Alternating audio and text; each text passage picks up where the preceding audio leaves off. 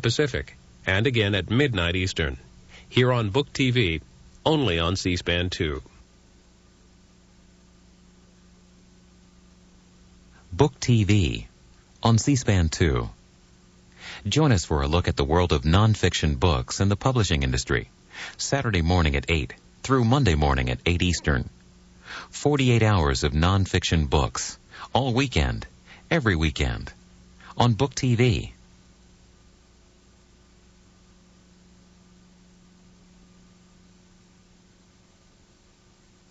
John Gatto was a teacher in the New York City public schools for almost 3 decades. He was named New York Teacher of the Year 3 times, and in 1991, New York State Teacher of the Year. Next, he talks about the state of public education in the U.S. and his book, A Different Kind of Teacher, Solving the Crisis of American Schooling. It's about an hour, 50 minutes.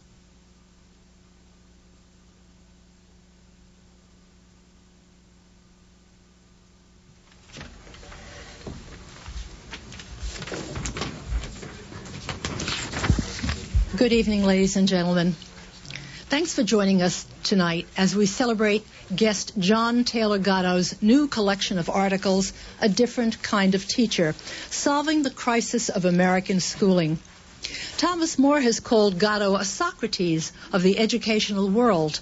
He has been named New York City Teacher of the Year and New York State Teacher of the Year for outstanding service to our public schools for 30 years. John is also the author of Dumbing Us Down and Underground, The History of American Education. Ladies and gentlemen, please welcome John Taylor Gatto.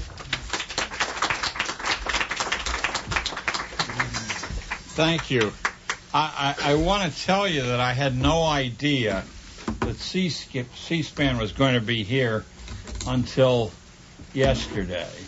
So I sat up for the last 2 nights trying to write a presentation unsuccessfully, I'm afraid. I guess you're all West Siders and not just tourists passing through town. Let me give you my background. I taught in the schools of the West Side, that's Community School District 3, for 29 years and 8 months. I say 30 years. And in my book, Dumbing Us Down, I say 26 years because the horror of actually counting how many years I had been in the business was too great then. But it was 29 years, 8 months. Are there any teachers here who work in District 3? Not in 3.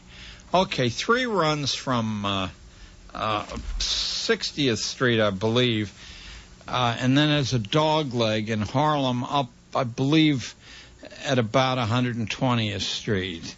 And there are 10 to 15,000 kids, depending on the year, held in the 20-odd schools of District 3. So I had experience with every aspect of the West Side in that L, the 300,000 people who live there. I began in the flagship school, IS 44 of the district, where the sons and daughters of the broadcasting elites and professional elites attended, and I concluded in a school on 109th Street, which produced 8 of the 10 muggers of the Central Park jogger some years ago.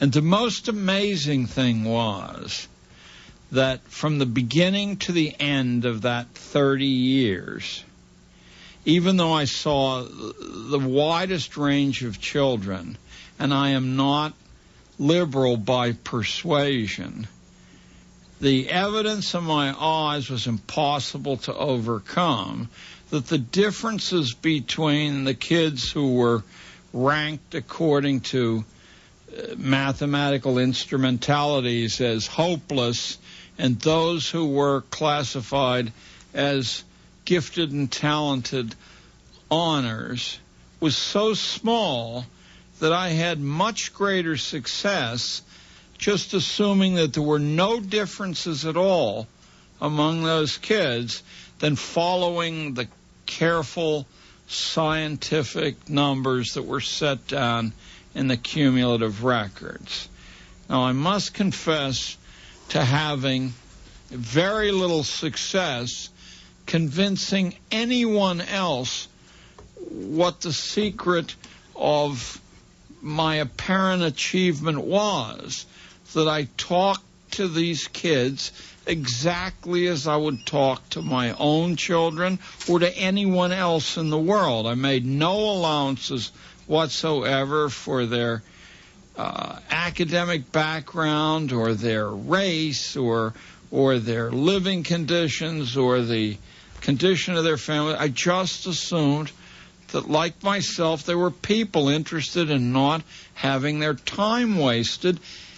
And the great surprise, although it didn't surprise me, but the great surprise, according to pedagogical theory, is that it worked unbelievably well. I had some discipline problems, but so few that people would ask me what the secret was. And I would say, well, look, I said, I think why you're having problems is that you talk to each one of your classes a different way, and they know that. And you talk to your colleagues a different way. Then you talk to school administrators a different way. And you're producing the kind of shifty behavior that nobody can get a grounding in. I mean, no one can trust you. So instead they give back what they think they're getting, disrespect. Once again, I don't intend to try to convince you that there are no differences and that all of scientific pedagogy, as I've now come to conclude after 10 years of doing nothing other than researching the origins of this business, is utter nonsense. That we've built an employment empire out of theories that can't be tested. I'll probably refer to this again I have a talk prepared for you, because that's what I have to inflict on you for CNN book notes. But then I'll stay as long as you want to talk back and forth and question and answer. Let me tell you an odd thing that happened to me after I left school teaching. I sent a resignation to the Wall Street Journal. I have no idea why to the Wall Street Journal, but that's where I sent it. And it was called I Quit, I think. And because I was really getting along in years, and now I'm deeply into old age. But I was getting along in years, and I didn't know how on earth I was going to pay the rent. So that was the only hesitation I had. And I found, without advance warning, that the Journal published that on July 25th, 1991. And I got a call 2 days later from NASA Goddard Space Center asking me if I could come down and lecture to the engineering colloquium there. And I said, you must have the wrong person. All I've ever spoken to all my life are 13-year-olds. But a day or two after that, I got a call from the White House asking me if I could come down and speak to the vice president, and then from the Nashville Center of the Arts, and then from the controller's annual meeting of the 32 operating divisions of United Technologies Corporation, which made me howl with laughter, since everyone in attendance at that 8-hour meeting we had together probably made more in a week than I had made in my entire lifetime. Nevertheless, I assumed that this period of odd encounter with the larger world would terminate. And so I wasn't particularly spooked by it. I thought, when this is over in a few weeks, I'll go up. I have a farm in upstate New York, not too far from Ithaca, 128 acres, which oddly enough, though we don't have time, I bought as a school project. I was trying to show kids that no matter how little money they had, that America is such a giveaway culture that everything is given away here, including big chunks of land for nothing, as long as you don't need the fashionable signals. And I was challenged to buy such a piece of land and bought it as a classroom project. Anyway, you see I'm an Italian, and I wander all over the place. So that was in 1991 that these events took place.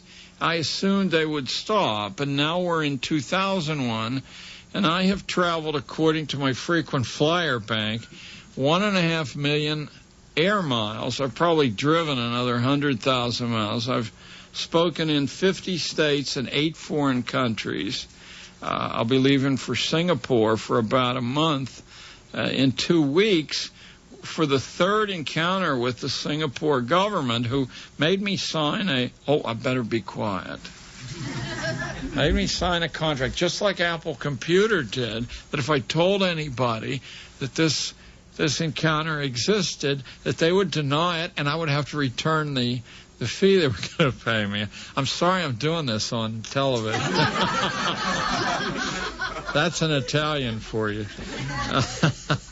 Anyway, so I've now appeared before about 800 audiences from every possible background, from the hog farm commune in central Tennessee to the John Birch Society to many, many homeschooling groups around the country. And the net upshot of that is that I can report to you as fellow West Siders that this country may be in trouble, but there's an awful lot of strength at the grassroots, an incredible amount of strength and understanding and an ability to very shortly pick up this school problem and have it solved outside of expert precincts. What I'm going to read to you from tonight, and I hope it won't sound like reading.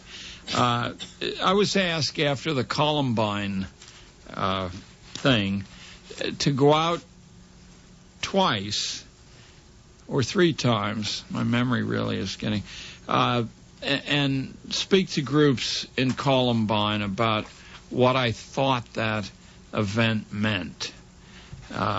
And this talk is called Beyond Columbine and Its Politics of Scientific Management.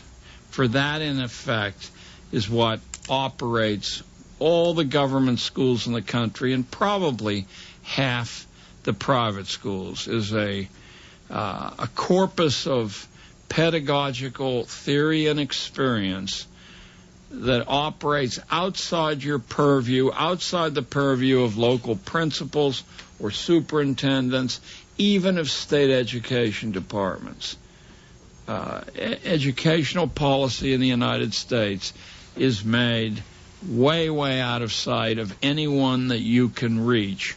And that is done deliberately in order that the managers won't be bothered by your hysteria and mine over what's happening to the kids.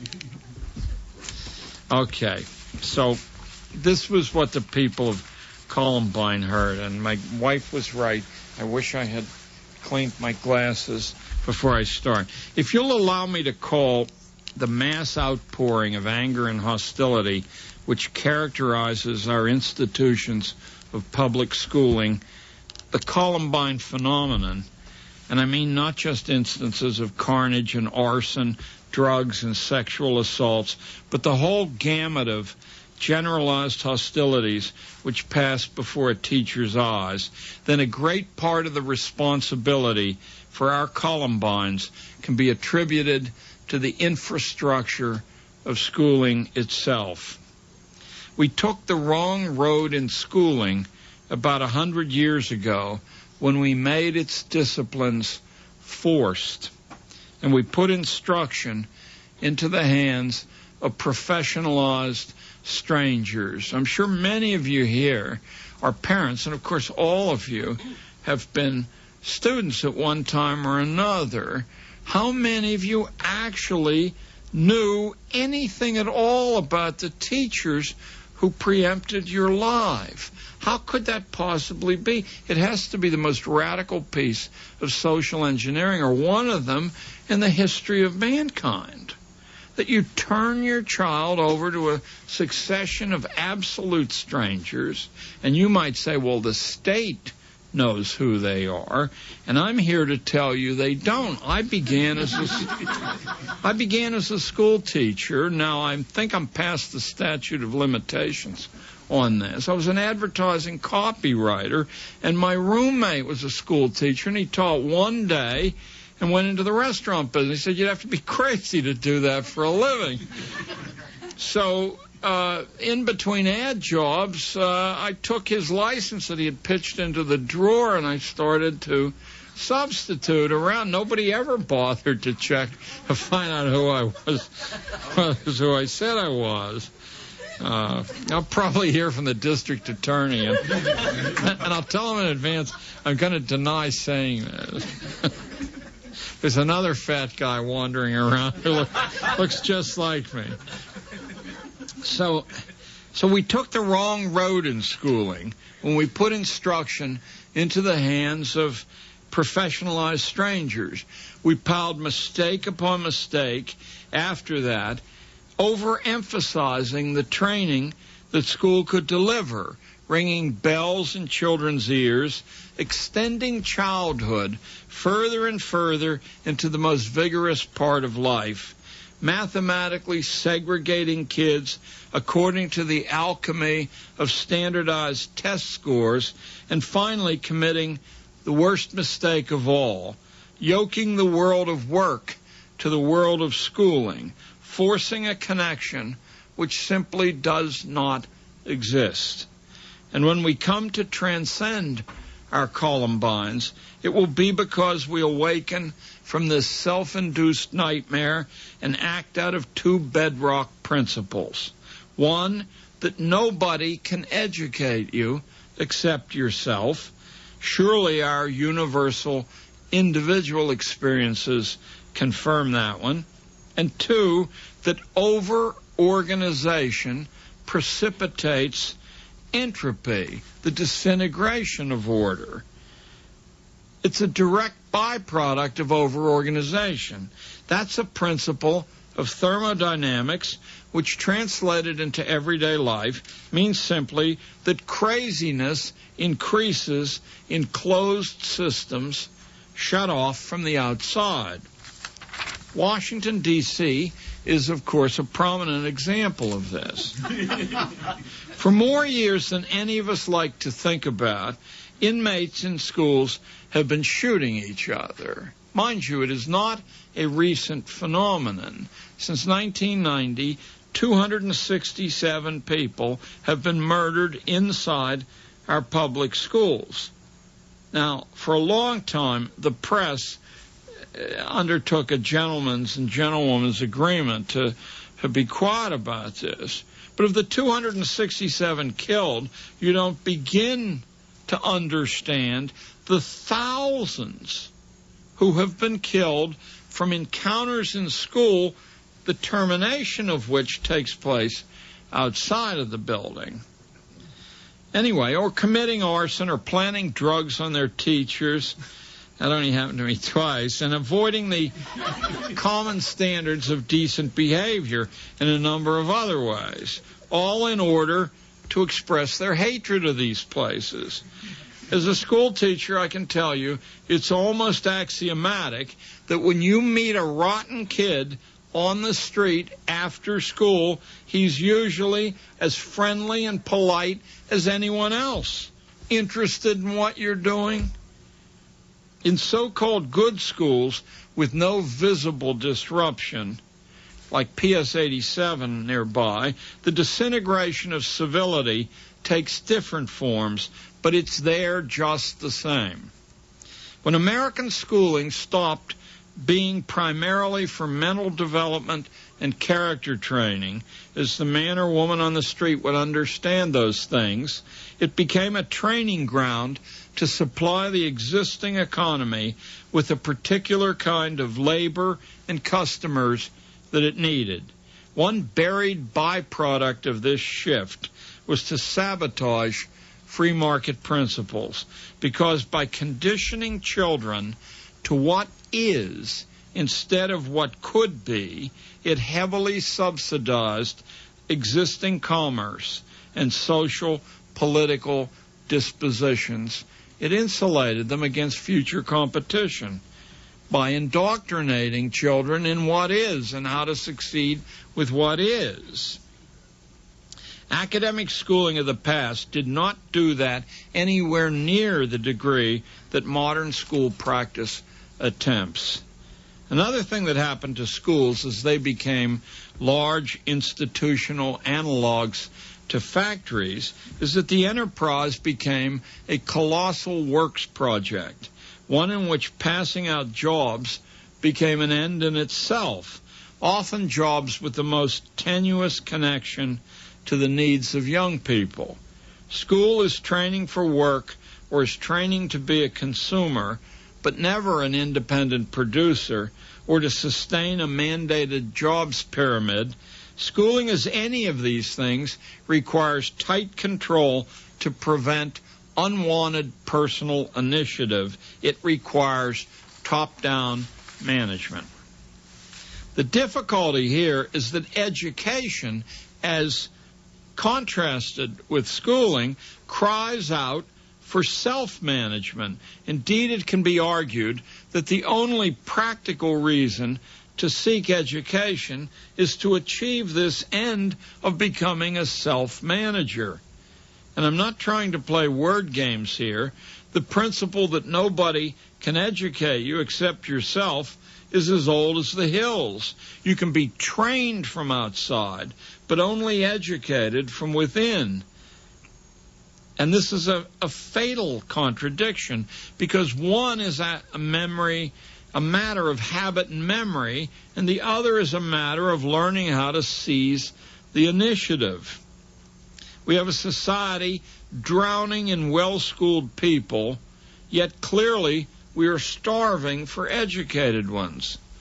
Mass institutional schooling is compelled to follow a corporate model. There's no choice.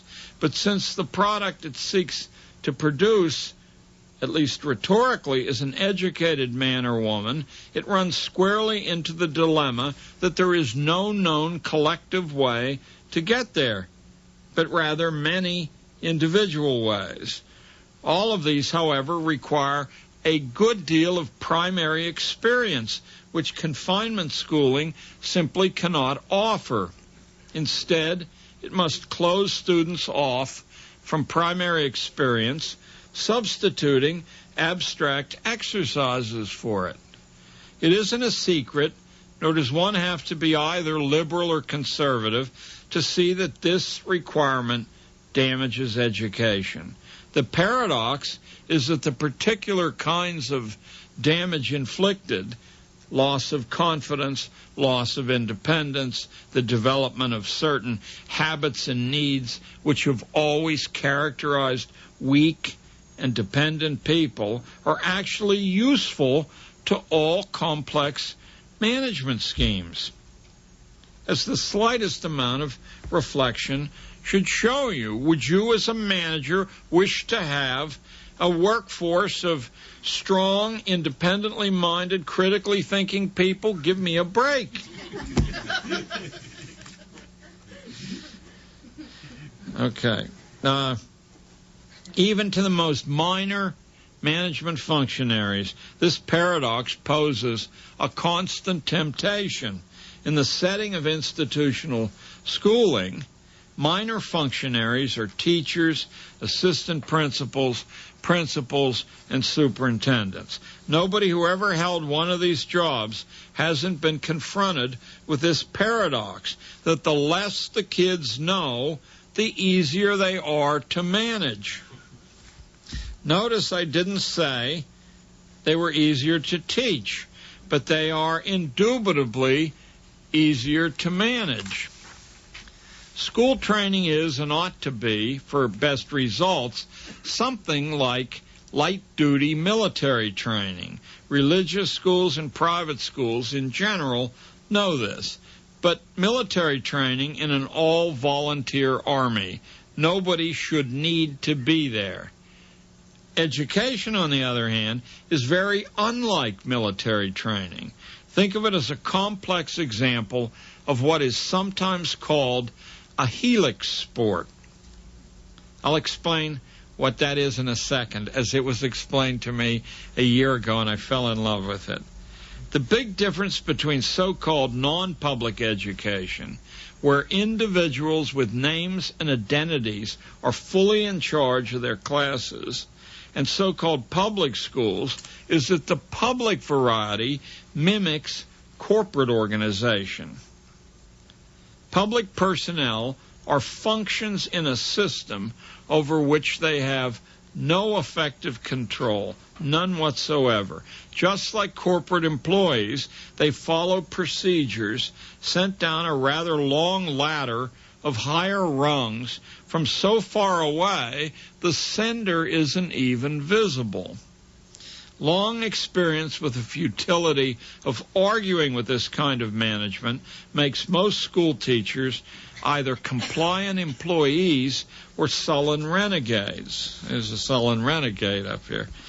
Only by disregarding the system's mandates can public school personnel do their charges much good in the way of education. But maverick teachers and principals have a way of not lasting very long in the school game. Public schools are always more doctrinaire and less intimate than religious schools, private schools, and of course home schools. This intimacy difference is decisive. The longer a kid hangs around government schools, the more certain it is that public teachers and administrators come to seem like puppets, unreal, ghost-like masks over a reality that no student really understands. This premonition that something eerie is hiding behind the school routines is a correct one, I think. As I said a moment ago, education at its best is a helix sport. Helix sports include wacky exercises like circumnavigating the country on foot, or more familiar challenges like gliding or rowing across the Atlantic, sailing alone out of sight of land, cross-country skiing over broken land in the wilderness, anything that pushes the individual to his or her limits without offering precise rules for every contingency. In a helix sport, unlike baseball or chess, the players are indifferent to competition or records. What they search for is a new relationship with themselves, a new relationship with the world. They are willing to endure discipline, even pain and risk to achieve these goals. And one person's helix sport, like one person's education, is not another's. In a helix sport, the participants do most of the work and take most of the risk. Coaching is only a small part of it. Think of sailing out of sight of land, which for thousands of years, elite families have seen to it that many of their children, usually sons, but lately both sexes, get to do. Out of sight of land, you're 12 years old, and you're in a sailboat. You don't know where you are. And if you don't know what you're doing, you're in big trouble, and you're in horrible trouble if a wind or swells come up. Helix sports are like sticking your 6-year-old kid on horseback, as was the rule and still is the rule for the British upper classes. If a kid at the age of 6 can master a semi-wild animal that weighs half a ton, then what would daunt that person later on? And you say, yes, but what if he's thrown and breaks his neck? Well, I don't ride. I can't tell you what happens in that. Okay, whatever pushes the individual to his or her limits. Now, learning to play tennis, not from having a racket in your hand, because you can't afford a racket, not from having lessons from a pro, because you can't afford a pro, but learning to play tennis from books and videos is a helix sport. That was exactly how the Williams sisters learned to play tennis.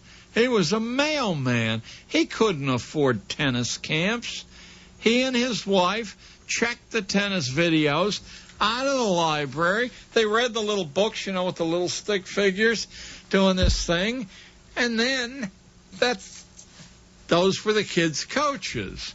That's Venus and Serena. I would call them millionaires, but they're well into being multimillionaires. Each one with a multi-million-dollar home. God bless them. Doing that threatened to upset the entire security of the Williams lower middle class world. I mean, what did their friends say? You're doing what? And your daughters are playing tennis 6 hours a day, 8 hours a day, 10 hours a day as they got older? We only know that it happened at all because the Williams sisters became rich and famous while still teenagers. But it would have been profoundly educational, even if they never made a penny from doing that. Helixing and education both put expertise in perspective because they use expertise only to travel where experts have never been, into regions of personal truth which radically alter the outcomes of your entire life, sometimes for good, sometimes for ill. Bringing children up smart, strong, brave, independent, compassionate, and loving is certainly a helix sport on the Upper West Side of Manhattan. Piaget or Dr. Spock cannot help you much at all. Doing it forces you to realize that no boy or girl on earth is just like any other. If you can't stand to make up a lot of your script as you go along, you are odds-on to blow the assignment. Same thing in school teaching, by the way. But there you don't have much choice. There they don't let you improvise. That's why we call school people pedagogues, which was a term used in ancient Rome to describe a specialized class of slave. Do you think that usage happened by accident? Pedagogues didn't teach anything. They were to ensure that attendance happened and that whatever the master wanted memorized got memorized, not so that the kid could learn anything, because that was the dead giveaway that obedience had been indoctrinated into the kid. You throw things stupid or sensible out to memorize. The ones who memorize it are telling you we are obedient. And then there's this fall off down to the ones who don't memorize it that we call stupid. But really, what they are critically rejecting what they've been asked to memorize. If anything I'm saying sounds far out, remember that I paid my dues in 30 years or 29 years and 8 months in every secondary school in Community School District 3 as the district fought desperately to get rid of me. Especially after my wife got elected to the school board and terminated 59 no-show jobs up there on 96th Street and elsewhere. But the paradox kicks in again. Too much growth makes people hard to manage, and the centralized corporate nature of our economy demands well-schooled workers, including professional people, trained in habits of uncritical consumption, not well-educated ones. We don't like to think this way very often, so I'm going to offer you proof that you can provide for yourself. Imagine, for instance, I'll give you about 4 seconds to do this, what kind of adult a cigarette company or a soda pop company actually needs for the corporate enterprise to thrive. That's cigarettes and soda pop. Why would these companies, which are heavily involved in what's called educational reform, why would these companies wish to produce the type of clientele who would reject cigarettes and soda pop? I think you have to believe in the Easter Bunny to believe that they would, or that they dispassionately say, here is some money. Isn't it just good business to seek to create the customer you need?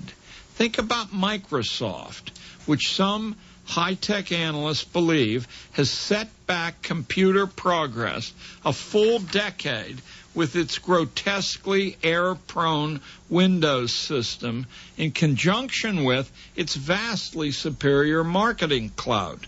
What kind of customer should Microsoft prefer? A knowledgeable, sophisticated one, or just the opposite? I mean, get real. I'm not trying to finger Microsoft as the great villain in our school drama, just trying to get you to acknowledge that the nature of big business is to sell whatever you've got to sell as hard as you can in any legal way that you can. That imperative produces our prosperity. But by just such a mental excursion, you ought to see that business has no business monkeying with education, because what education aims for is critical thinking as one of its central goals, independence from consumption addiction for another, high moral standards for a third, and so on. And business is an activity aimed at producing profit. Nothing wrong with that in its own sphere, but it means that any sensible business is not likely to want people with strong sales resistance. If you don't believe that, sit in on a marketing seminar at Harvard. But the goal of any sensible education, one of them at least, is to strengthen resistance, to warn the buyer to beware. What exactly, or where exactly, do you see any crossover possibilities between these goals? The finest private school in America, and I mean, in my opinion, bar none, Groton Academy in Massachusetts, has only 340 students, although it could easily attract the children of 10,000 wealthy parents. If profit were its driving motive, if it were looked at solely as a business, what Groton is doing is insane. Why doesn't Groton become a high-class warehouse for rich kids and enrich itself in the process? Why doesn't it franchise out the Groton name and earn hundreds of millions of dollars? 340 kids a year, about 10% of whom are on scholarship. Well, the answer to that has to be, although I've never spoken to anyone at Groton, the answer to that has to be that the central purpose of the school is education and not business or schooling. For one thing, schools have to create an in-house culture of immaturity and hypocritical competition.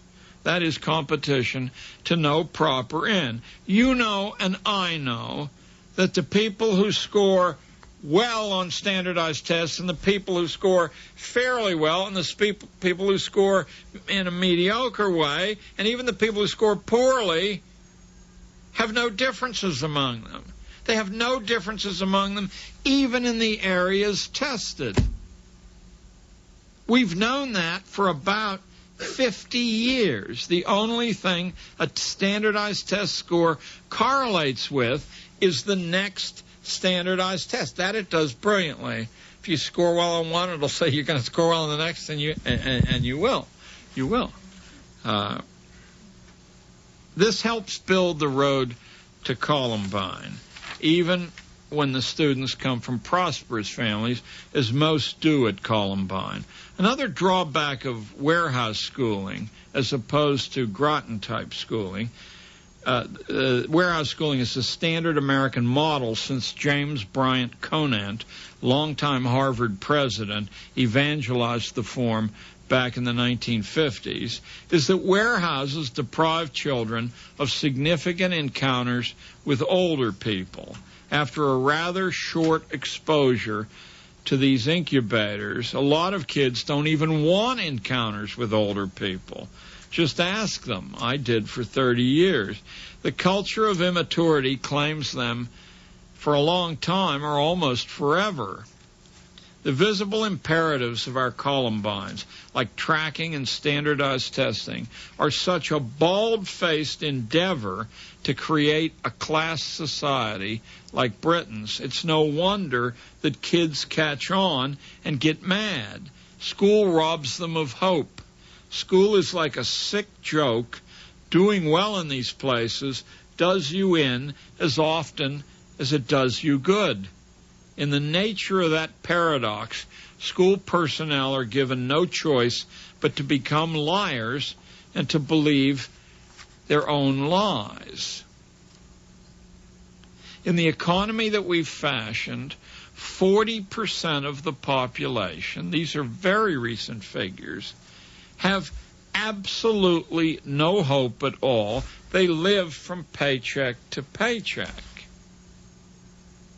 An additional 50% of the population compete in a dog-eat-dog fashion for 30% of the national wealth. And the remaining wealth is in 10% of the hands, but if you look at the 10%, the top 1% have as much as the next 9. This game has been rigged. Schools must reflect the rigging of the economy. They have no choice. And teachers who say, if you do well here and here and here, the world has a place for you, are bald-faced liars. That isn't true for at least half of the children, no matter what they do. Sorry, Okay, it's okay. You're the man. Well, I mean, I just saw my class out. So, if high SAT scores are the fairest passage to the rewards of our land, I want you to explain to me how George Bush became president with a mediocre 5.50 on the verbal part, which is much, much more important than the other part. And graduated from Yale, became a governor, a corporate executive, and now the president. And if you think I'm here to knock George Bush, let me tell you that the grand Democratic intellectual Bill Bradley, whom I'm sure some of you would have liked to vote for but didn't get a chance, became a senator with an embarrassingly low SAT score of 4.80 on the verbal. Bush graduated from Yale with a mediocre score, and Bradley graduated from Princeton with a horrible score. One became a governor, the other a senator, and one's now the president. I guess you think Al Gore's an exception. No, he flunked out of college his freshman year, flunking 6 of the 7 courses he took. Why doesn't the New York Times put that in banner headlines on the front cover? If you can be a senator, a governor, a vice president, and a president with this horrible academic record, why can't you be anything else? And in fact, let me step away from this a moment to tell you that the most prestigious scientific project in the world today, probably of this century, the Human Genome Project, is the product of one man, Craig Venter, on the private side, who was an absolute swine, cut school all the time, graduated with a horrible average, just barely graduated, and didn't go to college. He went into the Army and was shipped to Vietnam, not as an officer and a gentleman, but as a private soldier. That's the private side of the Human Genome Project. The public side, Dr. Francis Collins, didn't go to school at all. He was homeschooled on a sheep farm in Western Virginia, following no curriculum at all, and certainly, as he's testified, certainly not following a scientific or mathematical studies. He and his mother did what they wanted to do as long as they were interested in it, and as soon as they became bored with it, they did something else. He said in the New York Times about 4 years ago, I guess no one read this, that if the authorities had known what was going on, he probably would have been in foster care and his mother in the clink. That's the Human Genome Project. Now, you couple that with the president, the vice president, the senator, the governor, and tell me that if you were able to look under the rug, that this refutation of the value of standardized tests isn't writ large in certain precincts of this society. So why should it control your son or daughter's destiny or your own? School robs children of hope on bogus grounds. Think of hope as the boundary phenomenon separating free men and women from drones, the hopeful from the hopeless. My insurance lady and I got to talking about schools once, and she revealed to me that her son, a senior in a fancy public school in a suburb much like Columbine, told her that he didn't want to go back his senior year. "I don't want to go," he said. "They make me feel like an idiot, an idiot." That's how the shooters at Columbine were made, because they were made to feel like idiots too. Those boys had everything the rules said made for a good life. Wealthy parents, beautiful homes, every toy they wanted, respectable parents, plenty of pocket money, intelligence, health, agreeable appearance. What they didn't have was hope. School was a minefield in which they were humiliated daily, and they said that often. They said that for several years before they went to the guns. In that dramatic arena of relationships we call school, the least important thing is the zone of ideas and morality. Warehouse schools like Columbine, now they would be appalled to hear me call them warehouse schools, because they have every amenity that money can buy. Warehouse schools like Columbine or PS 87 are lively theaters of psychodrama.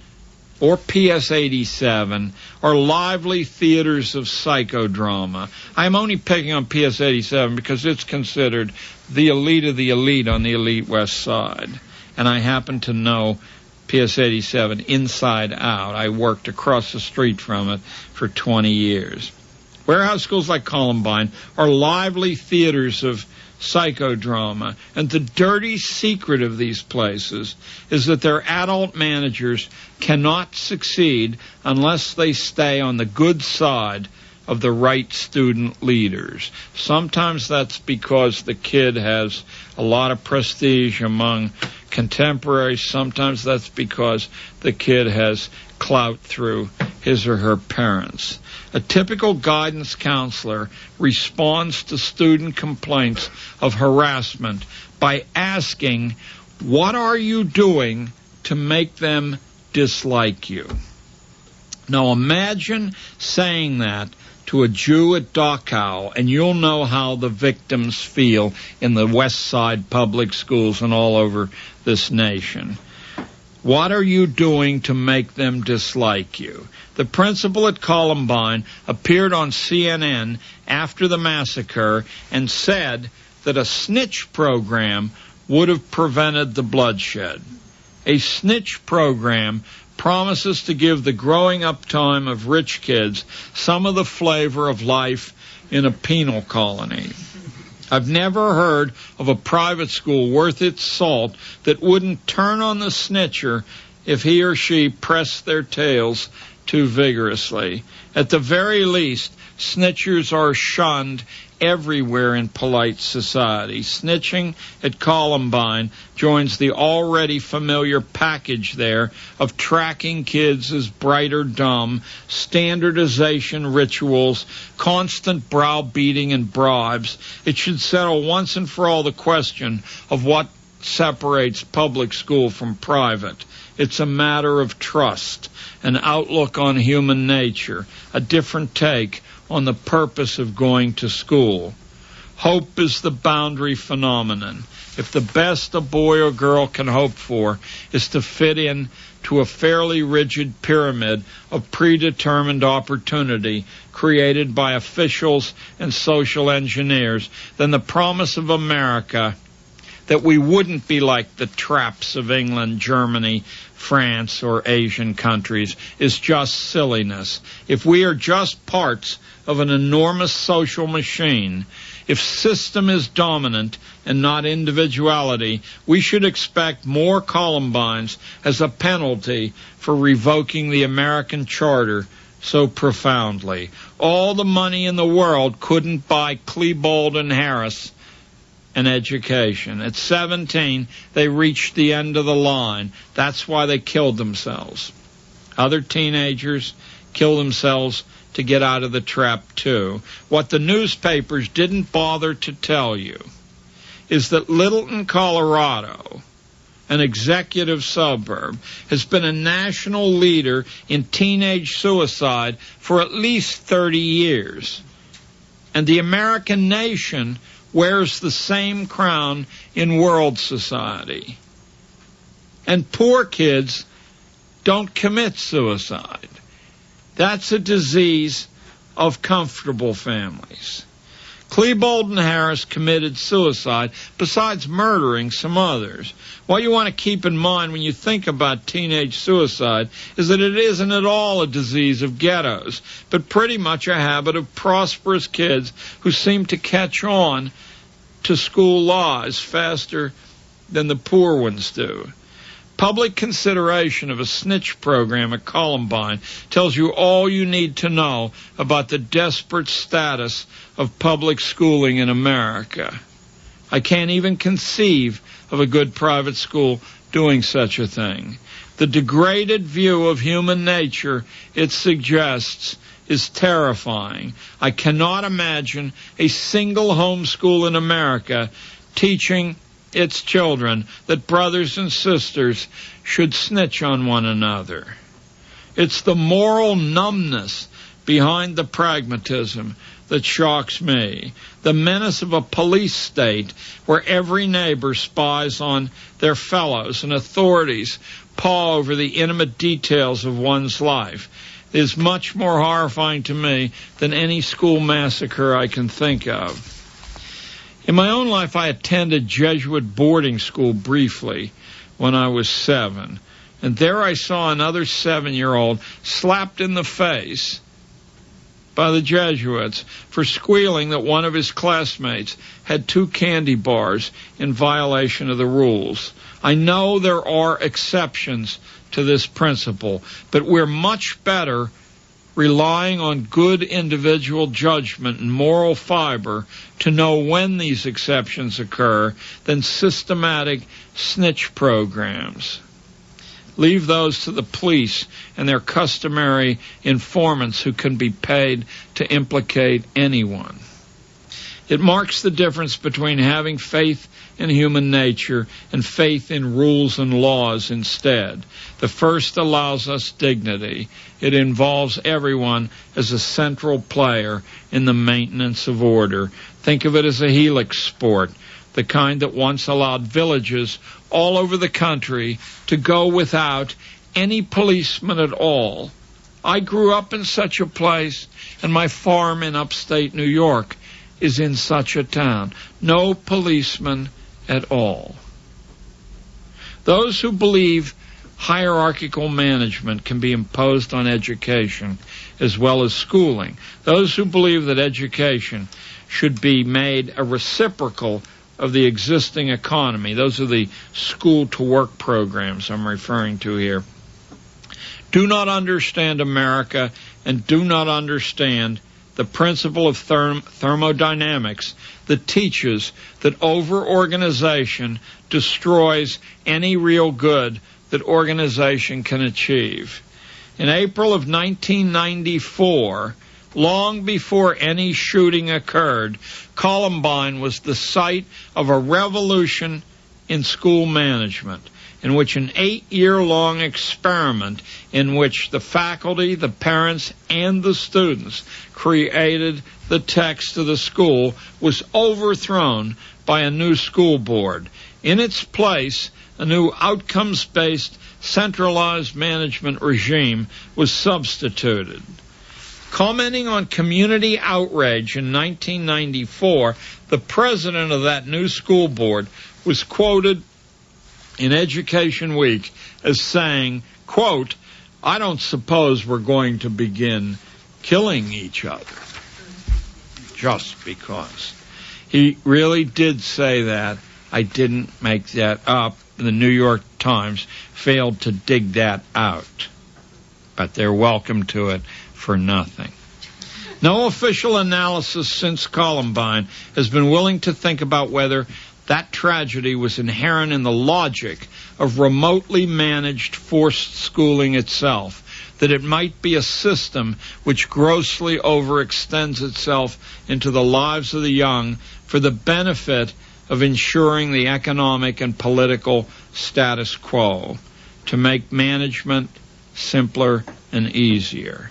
Once all major possibilities for the future are contained in a quantitative code set down by the past, a closed system is created contrary to the laws of social thermodynamics. In all history, no closed social system has ever sustained itself forever. All of them are overthrown. They corrupt themselves by cutting off so many people from a voice at the table.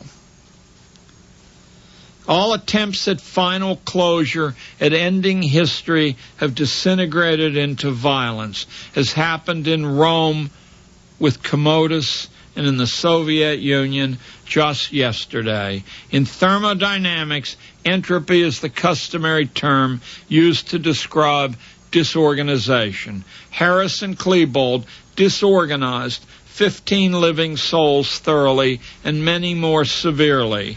They partially disorganized a confident institution and a proud community. But from the look of its surveillance cameras and snitch programs, Columbine doesn't seem to have learned anything.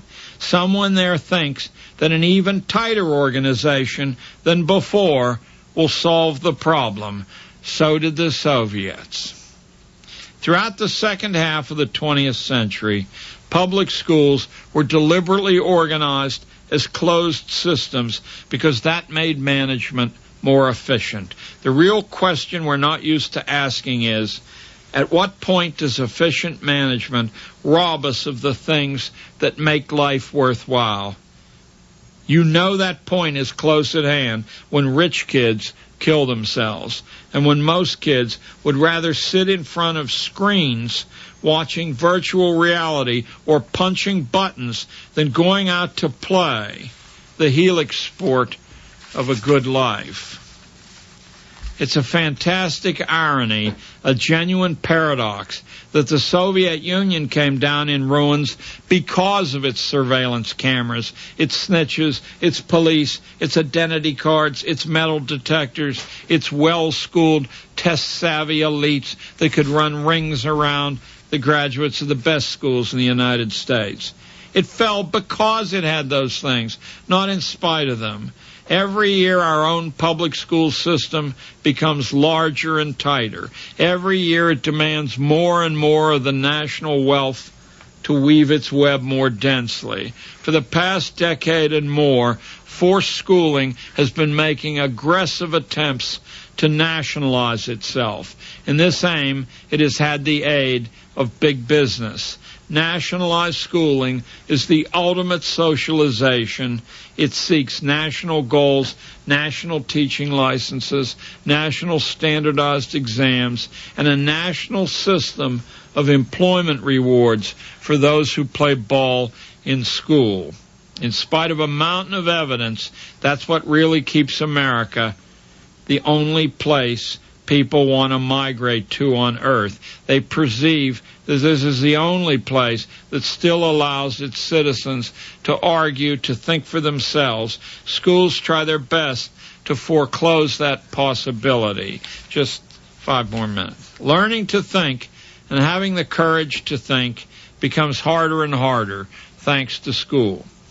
The strongest meshes of the net are invisible until a wealthy, well-favored boy like Dylan Klebold in his $3 million home rubs our faces in the reality. School creates a chemistry which produces most of the common characteristics of modern school children: indifference, dishonesty, boredom, malice, treachery, cruelty, whining, self-pity, boasting, greed, a short attention span. I once saw the student president of Columbine on national TV leading a pep rally before that school reopened. He boasted, "We are taking back Columbine." Not a word about the slaughtered and maimed, not a word about grief or remorse, no thoughtful analysis of cause or prescription for prevention. Where was the humility that moment called for? Instead, we got a mindless display by the leader of students at Columbine. And what's most important, surely his speech had been pre-screened by the school administration, who found it just fine. Asked if he felt strange about entering the place of execution only 120 days after the killings, he said bluntly that he felt nothing out of the ordinary at all. He was glad to be back in a place he thought of as home, perhaps even more homey than his real home where he lived with his parents. He said that. He did. My skin crawled. Who wins or loses in the warehouse schools of America has little to do with merit and much to do with the luck of birth and shrewd calculations about how the game of status is really played. The wealth of America is now divided, as I told you in an ad lib earlier, in the following fashion, according to recent reports. 5% of the population owns 59% of the wealth. If that fraction is enlarged to 10%, that 10% owns 70% of the wealth. The bottom 40% of the citizenry owns nothing at all. Actually, it possesses 0.2% of the wealth, or virtually nothing. The remaining 30% is fought over by 50% of our people. One half of us, that 50%, who call themselves middle class, live in a dog-eat-dog world where a slip or misjudgment is fatal. And 40% more are so far down they live from day to day with little hope. Something isn't right. This isn't the America I was born into. There are some advantages in being old. dumbed-down forced schooling of the government variety built this new world. Whether accidentally or deliberately, you can draw your own conclusions. Mine are contained in those books over there. The most destructive dynamic in schools like Columbine is the very same thing that causes caged rats to develop eccentric and even violent mannerisms when they press a bar for food, when the delivery mechanism has deliberately been programmed to release food on a random schedule. But the rat knows nothing about that, or that nothing it does can change when the food is coming. The rat cannot know that its activity is irrelevant any more than the millions of children in these school traps know that what they do is irrelevant. The rat can't know, although it surely suspects something must be wrong. It doesn't know what to do beside mindlessly pressing the bar faster or indulging in weird gyrations to placate the food gods. Much weird behavior the kids display in school is a function of the insane and dishonest reinforcement schedule which rewards children for acting against their own best interests, for betraying their parents, their cultures, their religions, their local traditions, and themselves. This, along with endless confinement and endless inactivity in ugly and stupefying environments, slowly drives children out of their minds. Trapped children, like trapped rats, need close professional management. If it's self-management you seek for your own boys and girls, you'll have to leave public school to find it. I wish that weren't true, but it is. Thank you. Now we can talk.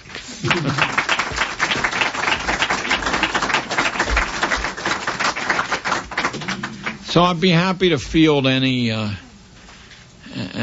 queries, and there's a mic here so that you'll be heard on C-SPAN too. Funny, a friend of mine who's a former student, the guy who was the director of the New Eureka Poets Cafe downtown, said to me before I didn't know we were going to be on C-SPAN, and he said, "You can't ever hear the questions." I said, "Well, what I do if they ask me questions that I can't answer?" He said, "Don't worry." He says, "You can't ever hear the questions on these shows." So he said, "You can answer any question." But now, to the magic of electronics. Yes, ma'am, there's a question up here in front. I want to know, since you spent 30 years, since you spent 30 years in the public school, knowing what you say you know, yeah. You couldn't have spent 30 years of your life not trying to do something significant. Right. Well. And so right. for many of us who are trying to do something significant, and for the parents who don't know and don't know how to go about having options, what are some significant things that can be done if one is in a situation where you have to deliver education to children in that environment? You know, I'm delighted you asked that question, because when I walked into this bookstore this evening, the guy who was there to greet me said to me, I went to Booker T. It was one of the schools I taught in. I went to Booker T. and I knew what was going on. He said, so with my own son, he said, I did things differently at home, even though the kid went to school, he said. And I believe, is that fellow here who I spoke to? Hello. Could he have the mic and just tell him where your son is? Yes, what I did was I applied the principles that he was talking about, and I will always ask my son, I said, what did you learn at school today? And I would see that everything he was telling me was really irrelevant to real life, so I would do some real schooling at home. And he graduated high school at 17. He graduated high school at 17. There's the father. Now, oddly enough, one of the benefits, there's a lot of detractions, but one of the benefits of constantly traveling around the country and talking to people who've homeschooled their kids, sometimes not by actually taking them out of school, is that the success record is phenomenal, and it does not depend on on prior education or even income of the family. I was just blown away by about the second year. You can, in fact, counteract these poisons as long as you can, in fact, counteract them in school, but it's much harder to do because you have to be, I'm not being melodramatic, a saboteur.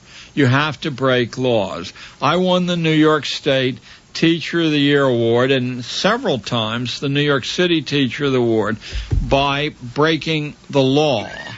I engaged in criminal behavior. I did not tell the screening committees that. They just looked at the results and thought I had some magic secret. And I had the magic secret that millions of people who know that you provide your own education and someone else can only train you, and then only to a limited degree. So my kids wrote an incredible record because they... I have to be very careful because I'm not sure about this statute of limitations. It's been 10 years. Is there a lawyer in the house here? I someday intend to write about the freeing mechanisms I use, but I can tell you one way, if you're a teacher yourself, if you form a bond with the parents, again, regardless of their economic background or anything else, you form a bond with the parents, and they believe you want the best for your kids there, and they get to co-teach with you. You have a blank check. There isn't a school in the world that wants to tangle with a group of parents who are irate there. So if you clear things with parents first, very often local principals will simply look the other way. Now, if you rub their face in it, I guess they're compelled to feed you into the grinder. But my kids operated as if the textbook with all 5 boroughs of New York City and Jersey in about 10 miles. And in some instances, one in particular I can remember, as far north as Albany, New York. They were 13 years old. How did they get to go to these places? Not by being in any special program for elite kids, but by juggling the dynamics inside the building. It was an extremely risky undertaking, but by the time I began to do this, I had concluded that the job itself was worthless and that I could match the income from the job driving a taxi cab, which is a lot of fun to do. I did that. I went to Columbia and drove a cab while I was at Columbia, and I just loved it there. So you can find ways. You can strike bargains with individual teachers. Anyone who has to feed the request through the principal, through the superintendent, you stay away from. Just let your kid be sick a lot, when they're going to learn something real. There are things you can do. It is not hopeless.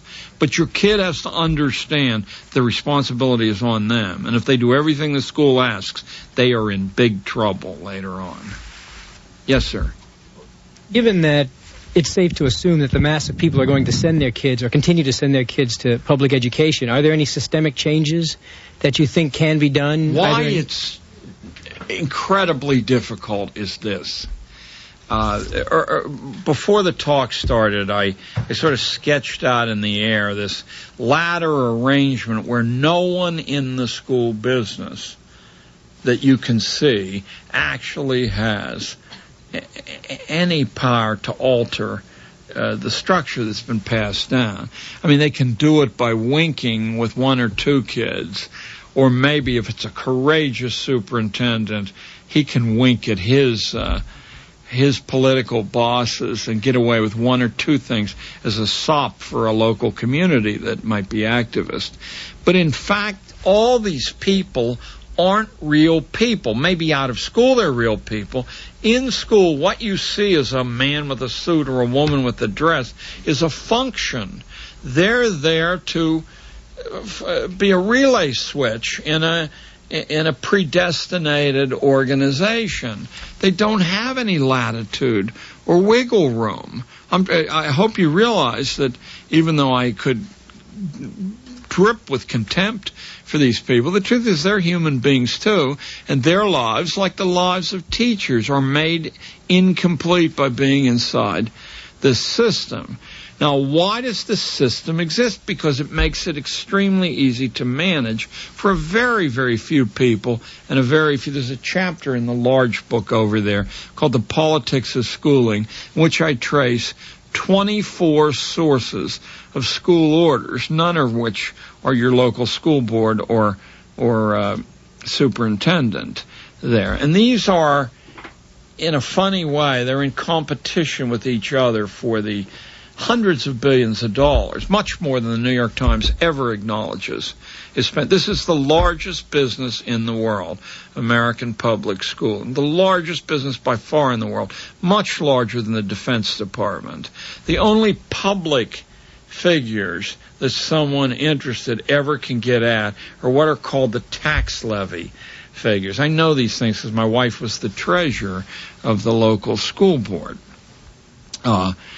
The tax levy figures, but there are sources of revenue from all over the place that enter the school business. There's about $11,000 a kid spent in New York City.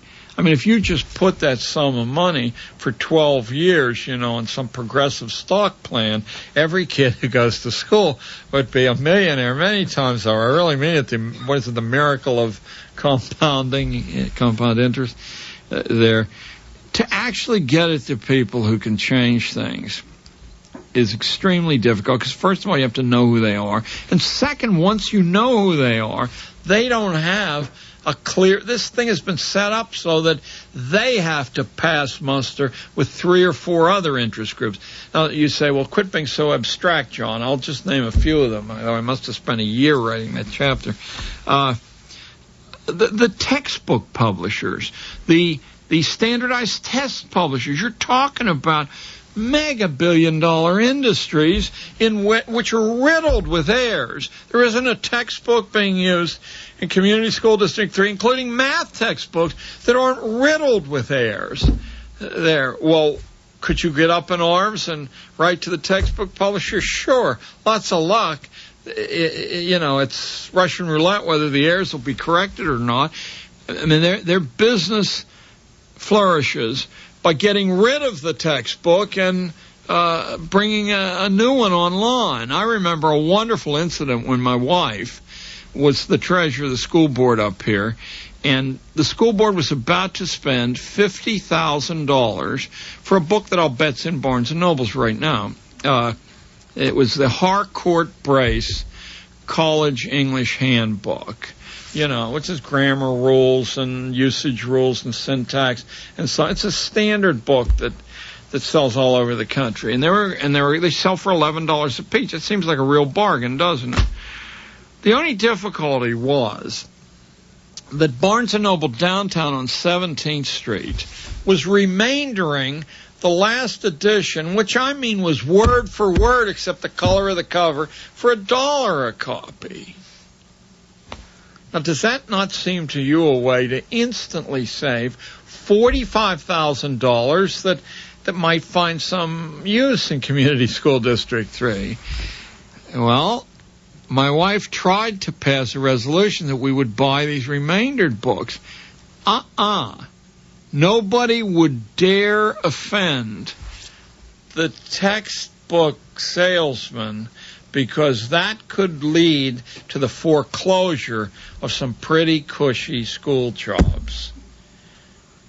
Similarly, in the school cafeterias, and how could you possibly sit still for a school that serves food that's 50% saturated fat on the average? I mean, the bologna business in the United States and the liverwurst business wouldn't exist any longer except for schools. I and this is a huge part of the American economy. And don't you dare try to tinker with it. School reform, institutional school reform. I'm not saying you can't do wonderful things.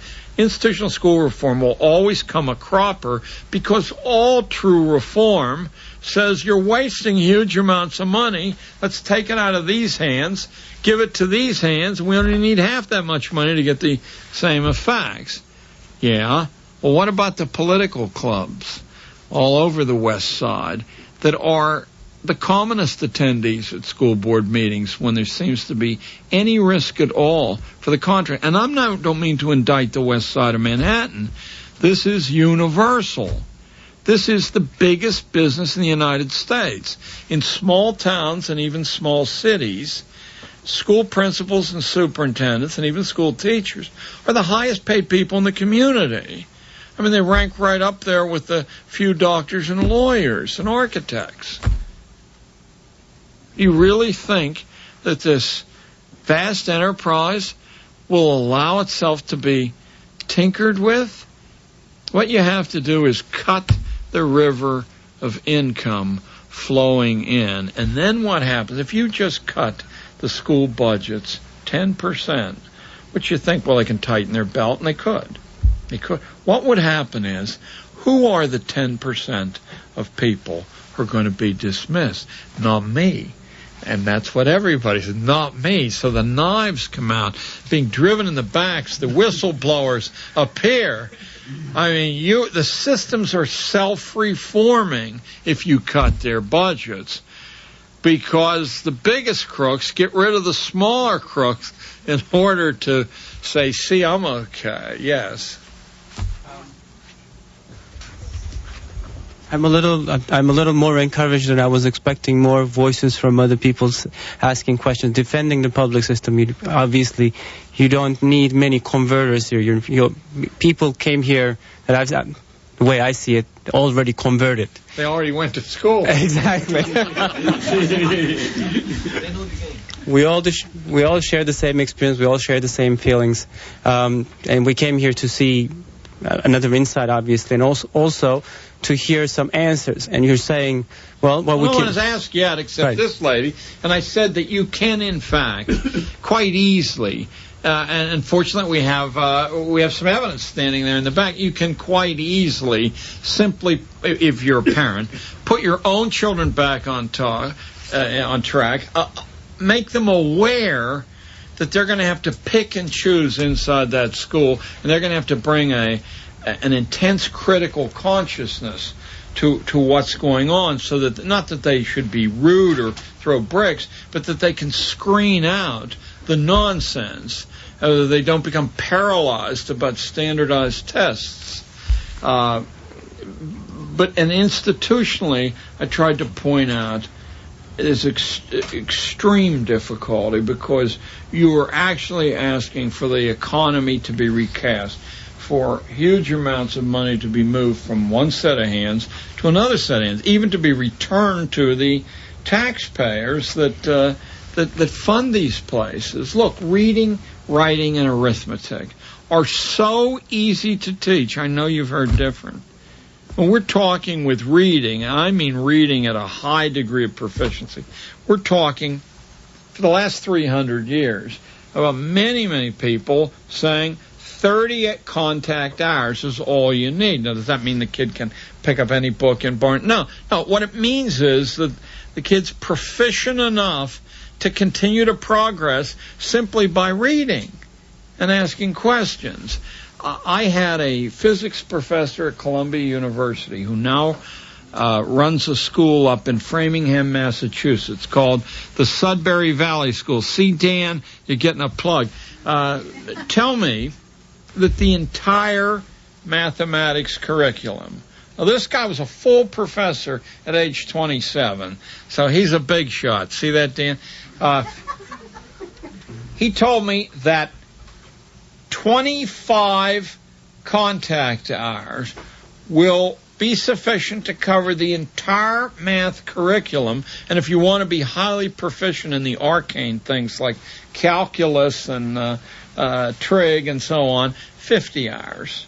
Well, no, there's 50 hours for math. There's 30 hours for reading. Where's the rest of the 12 years going? Yeah, okay. So, yes, ma'am. I could clearly see from your essay what you feel about public schools and parochial schools and private schools, but I was curious how you feel about the charter school movement. It's very sad to hear myself say that I'm not optimistic, even though I'm on the board of 5 different charter schools around the country, and I've probably visited 30 of them, and I've been impressed by all of them that I've seen.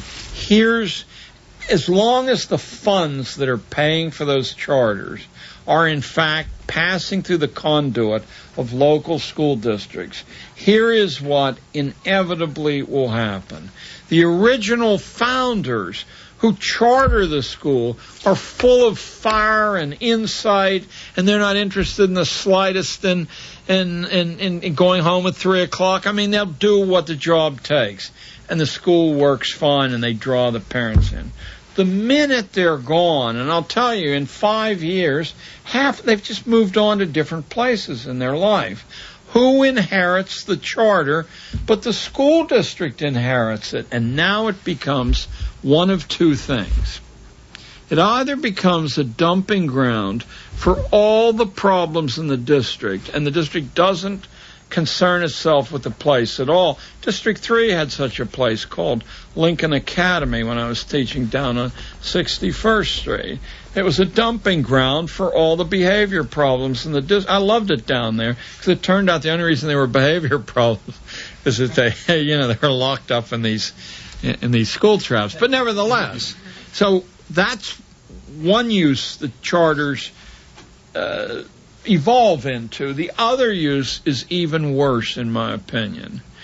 They're a desperate attempt to create elite enclaves in the common school district. They end up getting, as PS 87 ends up getting, lots of extra money. Let me tell you something about IS 44 and PS 87, since you live in this district. My wife and I, alone, with no help and with the opposition of the political clubs in this district and the school district, started the IS 44 market.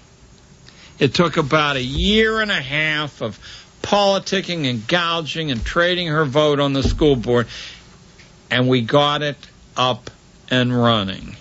And what we predicted, I still have the business plan for the thing I wrote. What I predicted was that the thing was going to end up netting $300,000 or $400,000 a year. Couldn't help not, because it was free real estate in the hottest part of the West Side.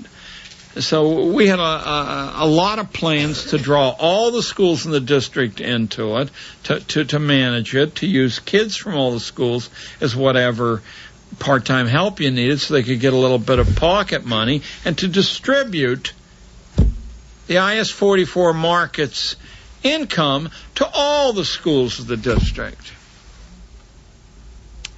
All the revenue for years, I don't know how it's divided now, but I'd be very surprised if it's divided among all the schools of the district.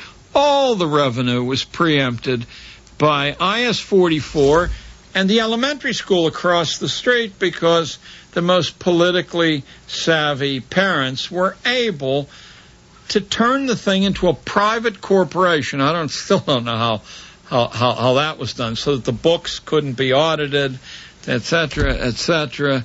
We'll have another meeting someday in another place about that.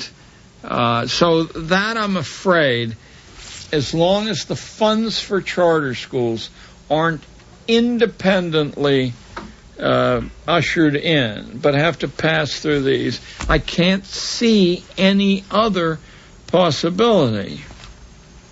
Yes, sir, in back. What do you see as being the future of public school teachers here in the city in terms of the reform movement and recertification? Okay, this is an immense burden on an old man's mind to keep two questions, but if I don't remember the second one, you'll tell it to me. In tracking the development of schooling in the United States, which I spent about 5 years doing, and if I say 5 years, I mean 7 days a week, about 12 hours a day. I didn't do anything else. I kept running across a phenomenon that occurred beginning in the 1880s, and it was largely ended by the First World War. And that phenomenon was the rise of elite private boarding schools all over the country that hadn't existed before. There were maybe half a dozen. Exeter had, and Andover had, but not many others had. Suddenly in the 1880s, with all the immigration pouring into the country, from Italy, and I guess later on from Russia, from Germany, from Ireland, with all this immigration coming in, the American elites decided to reserve the breeding stock in a set of private boarding schools. As a matter of fact, there are about 280 that matter in the United States, and they're all quite small. Exeter's like a bus station with 1,000 kids compared to Groton. Exeter would be in the large end of the range, and Groton would actually not even be on the small end of the range. They're about the middle of the range. So there are 275 of these places. By the way, 13 or 14% of all the directors of American corporations went to one or another of these 275 schools. So I began to look into the internal dynamics of these schools on what I think is a common sense supposition. If these people know everything and want the best for their children, then would the diet, would the menu that they offered through these schools be duplicatable without a huge amount of money? And it's probably the part of that large book that I'm proudest of. Everything that these schools aim to do don't cost anything at all. That isn't to say that the tuition there isn't high and they don't have lavish grounds, but what they seek to produce doesn't cost anything at all. So that it could be, in fact, the universal property of everybody if you felt on that wavelength. As I went from school to look, actually, I think you'll find this interesting. One of the reasons I began to do this was that, say 20 years ago, there began to be opportunities for poor kids from welfare families to go to these schools. Not many of them, but a few each year. And I had to work out a way that some of those kids taken would be my kids. So, I was running around talking to the admissions director at Princeton, who told me something that's worth the price of you coming tonight. He said the most important part on a resume that the kid sends in, is the hobbies. I said, but nobody, that's not important at all. Of course it is, he said. It's the only time that most kids have to dispense without someone else telling them how to do it. So it's a total map of how well balanced the kid is. The kid should have, let me see if I can recall this for you, the kid should have a physical hobby, a social hobby, and an intellectual hobby, like chess, dancing, and swimming, And when we see that fan, we know something important. We know that person who's not going to give us any money at all has a chance to, in later life, be either rich or famous. If he's rich, he'll leave money to Princeton. If he's famous, it's like walking around with a billboard saying, like Bill Bradley, I went to Princeton. He says, so we don't just toss these things out, out of the goodness of our heart there. Well, that was just wonderful information. I brought that back, and the kids and I sat around, and we worked out a strategy that works so well, I'm telling you, pass it around. Of course, if you pass it around too far, it won't work any longer. You send for the catalog of the elite school. It could be a college, too. You send for the catalog. and you don't read the catalog. What you do is you look at the photographs they've selected. Those photographs will tell you how you're supposed to appear at your interview, whether casual or formal. They'll tell you what's valued by that particular little mini culture. And if you can give off, incidentally, signals that you fit, even though your parents are on welfare, you are already in the finals for being selected. That's just grand. I remember one catalog we got, there were some jokes in the catalog. I said, I've never seen anything like this before. But mind you, a whole class of 30 would be sitting around in a circle with all these catalogs, passing them back and forth, and analyzing them, and then trying to get a profile of the school. And then we would read the pages where the mission, the pages that you never read are the pages we would read with a fine-tooth comb over and over again, the mission statement. If you read Groton's mission statement, it would tell you that, but in generalized language, that religious piety is at the center of the curriculum. Now, you might say cynically, but Groton produces presidents like Roosevelt, like both Roosevelts, in fact. And think, religious piety, my foot. No, they not only actually believe that, but you must dress for morning chapel at Groton. You must dress for evening chapel. Did anyone here go to Groton? You must dress for evening chapel at Groton. You must stand at your plate at lunch while some sort of invocation or prayer is offered, and they take it quite seriously. Now, if it's good enough for the richest people in the country, it ought to be good enough for IS-44, where I worked for all those years. Anyway, let me know. I ramble. Yes, ma'am.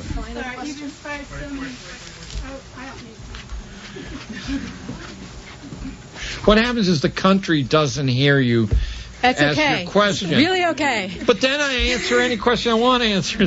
Which you may do anyway. There are so many questions that I could ask, but there are a couple of things to come to mind. My son has experienced both very traditional, rigorous, so-called gifted programs, as well as very progressive programs where authentic assessment and no testing whatsoever is really the way they would like to go if they were allowed to by the state. It seems to me that there are flaws in both. There are ironies, there are contradictions, and it is incredibly frustrating to know who to align with and how to possibly support any particular reform. I'm very involved right now in fighting a mathematics reform that is supposedly leading to the democratization of mathematics. It's to move away from the horrible standardized testing and elite and tracking and all of that. And yet what has happened with this particular effort, and it's similar to problems in progressive education in general, is that there is a lack of content and rigor that ends up being the result of this wonderful attempt to engage and involve and celebrate the individual spirit and individual path. That to expedite that wonderful ideal seems to be almost impossible, and certainly impossible in this kind of warehouse environment that you were describing throughout your presentation.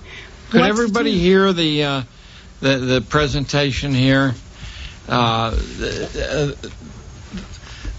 We're posed inside schooling at its best with false dichotomies. In reading, whole word versus phonics is quite a false dichotomy. It's so easy to master the alphabet code that before I went to first grade, and my parents were working class parents, and they didn't have any particular addiction to education, I read fluently when I arrived at first grade, but so did, because they taught me the alphabet code, and it was painless, and it happened in the course of having my mother read to me with her finger. And yet, this has been for at least 10 years the subject of titanic battles back and forth. if you look at the way schools administer an alphabet code program or a so-called whole language where you're bathed in literature program, they're both so deeply flawed, so clearly tied to some form of standardized assessment that they don't represent either point of view. And the truth is that both points of view were historically always melded. They were hybridized. You learn to read the code first because it only takes about 10 days, and then you can read everything. You can, I've seen girls from the poor sections uptown just pick Moby Dick off the shelf and read it flawlessly. Now, do they understand it? No, but they can read it. And you say, well, then what have they gained by being able to read? I'll tell you what they've gained. They've gained freedom from that horrible humiliation that occurs beginning in first grade when you make a mistake. And, in my case, the prettiest girl in the class just sneers at you. You don't recover from that for weeks. If you make 4 or 5 mistakes, you're shut off from concourse with the kids who've humiliated you. Now, once you, in fact, can decode, which is pathetically simple to teach, you, in fact, realize that you recognize an awful lot of words from their sound, that you knew the words. You just didn't know their printed form. None of these things are ever discussed. You're talking about a math program. I don't know whether you're talking about what's called rainforest algebra. I absolutely am, and it's very similar to whole language, which I'm sure you understand. Oh, I have to tell the people about I talk about PS 87's rainforest algebra program in that large book over there, and I didn't investigate it myself.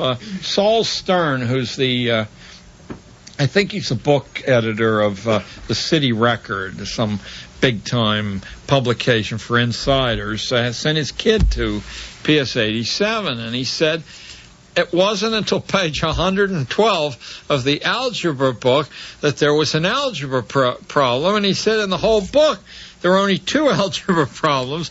One was about the Dogon tribe in I think Eastern Africa, and the other was about the Arawak Indians in Puerto Rico, and both were selling a political take. And now the truth is, the political take seemed fine to me, but didn't seem fine to me to sell it to an algebra book that didn't have any algebra problems in it. The theory is that people can. Let me take the phonics thing because that's more generally known. The theory is, and the theory is correct, that in a totally pressure-free environment, people can induce the few simple rules of pronunciation for themselves. It takes a good bit longer, but it doesn't take forever, and it happens. But schools are hothouse environments, including the nicest kindergarten you ever were in. Behind the scenes, one kid is ramming a sharpened pencil into the other kid's kidney. Somebody's making fun of somebody else's mother, and they're going to get a flower pot on their head after school. Now, I seem to, I'm really not in any way obsessed with my bad experiences with girls in school, but when somebody who you're interested in just cuts you dead, you don't care what the teacher's saying or anything. I mean, you're just bereft of any hope, and it doesn't go away. And having your mother say it'll go away makes it worse. But this happens all the time. Why should we assume that people forced into a classroom by compulsion would then cede their attention to whatever the stranger in front of the class? I mean, that's the craziest notion I ever heard of. If they were there by choice, let me guarantee you that kids who I've been told have no attention span at all I would see 2-3 hours trying to master the tricks of comic book, cartoon art, silently, laboriously doing that. And I'd go over to the kid, I'm thinking of one now, who was down on the school records as an illiterate, and I'd say, all the comic books in the world are printed here, right here in New York. So what are you wasting your time in school for? I said, why don't you get an apprenticeship with a comic book artist? And he said, that's impossible, you can't do that. I said, I happen to know that the woman who does Daredevil is in the International Relations School up at Columbia taking a PhD, and I will loan you $15 to intercept her when she goes to get a pizza at the V&T Pizzeria on 112th Street. Buy the pizza. I want the money back, and I want interest on the money, kid. But you sit there and say, offer a quid pro quo. Say, I'll be your gopher if you give me some lessons in this. His name was Jamal Watson, and her name was Annie Nocenti. And I could hug them both in the air in front of you.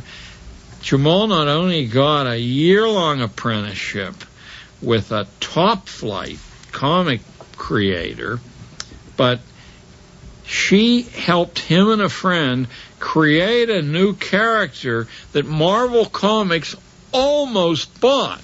The only reason they didn't buy it was some executive said, if word gets out that every kid in the United States will be on the train or the plane or a bike, and our lives won't be possible after that. Oh my, I go on, I'm sorry. The progressive approach, however humane it is despised by children. And when it ceases to be despised by children, you've lost these kids into a never land of unreality. And when they get out in a competitive society, they're going to be chopped to pieces. Kids love... What they don't like is to be forced against their will. But if they say they want to learn something, you hold their feet to the fire, and they will thank you for it over and over again. And years after you've worked with them, they'll come back and say, that's what did it for me. I remember, I'm going to mention a name that maybe some people in this room know. I had a boy, this must be 35 years ago, at IS 44. His name was Larry Engelstein, and Larry was one of those kids that are despised by teachers because he not only thinks he knows everything, but indeed, because he comes from a sophisticated, globe-trotting family, he knows most everything. So Engelstein was dominating the classroom with his hand and showing off. And I took him aside. I threw him up against the wall by the auditorium over there, and I said, listen, I don't want to see your hand up in my class ever again. You know and I know that you're wasting your time in there. But what you're doing is stealing the time that shyer kids have to learn how to speak in front of a group. You're not impressing me. You're intimidating them, and you're boring yourself out of your mind. I said, you come up with something really difficult that's going to test you to do, and I'll see to it that you can do it even if it involves you never coming to school again. What about the other subjects, he said. I said, look, I'm your homeroom teacher, and the report card passes through my hand. I shouldn't be saying this on... I'm just kidding. So Larry came back, 10 years later. I believe he was a lawyer. He was a really one of these fine young men you just feel just great talking to. And he said, it changed my life. Everything up to that point had been easy and a giveaway for me. And he said, I had contempt for school. I had contempt for my own parents. I had contempt for everything.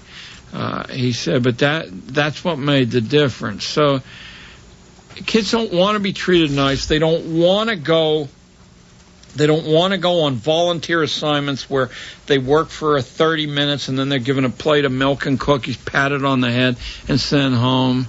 You get a kid in a volunteer program, the kid shows up when the paid employees show up, and the kid goes home at 5 o'clock at night. And the first complaint, you take the kid out and you abuse the kid. Let me tell you, they not only love it, they don't abuse the privilege. I did that for 15 years.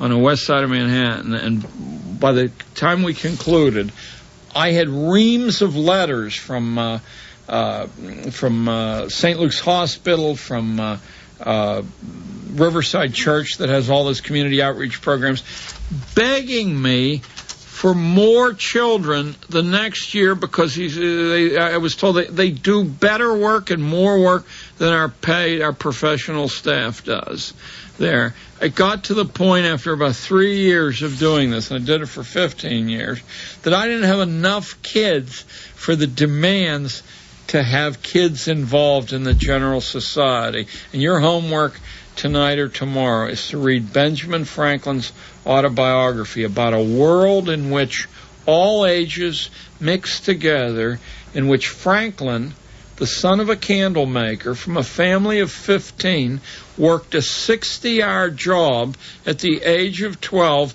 and then in his spare time after work put himself through a curriculum that would choke a Yale student today. Or how about Admiral Farragut, in charge of a warship sailing from Peru to Boston in 1815 at the age of 12? In charge of the warship, not someone watching over his shoulder and saying, pull that line or that lanyard. I don't know what a lanyard is. I used to read those books. I mean, we have done a number on our young. Oh, yes. Thank you all very much. Thank you. It was marvelous. Thank you, John Taylor Gatto. I wish it were Gotti, but it's not. There are copies of A Different Kind of Teacher to the front of the event space. We thank you all for joining us. You may come up and have your book signed. Thank you. My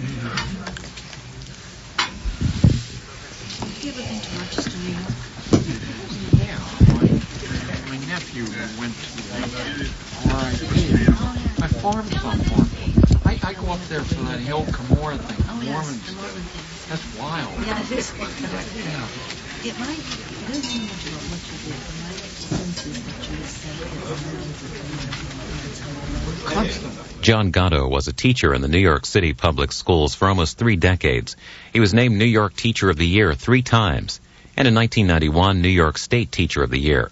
He's the author of A Different Kind of Teacher, Solving the Crisis of American Schooling. It's published by Berkeley Hills Books.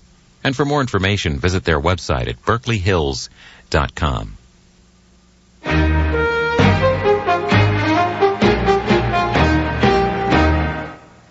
48 hours of nonfiction books on TV. You're watching Book TV on C-SPAN 2.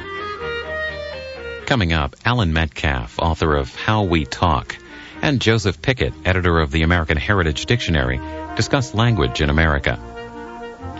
Next week on Book TV, an encore Book Notes interview with Patrick Tyler on the political changes in China during the last 50 years. Then Public Lives with Ian Kershaw on Hitler's rise to power. And later, History on Book TV with Michael Beschloss and stories from the American Heritage Illustrated History of the Presidents.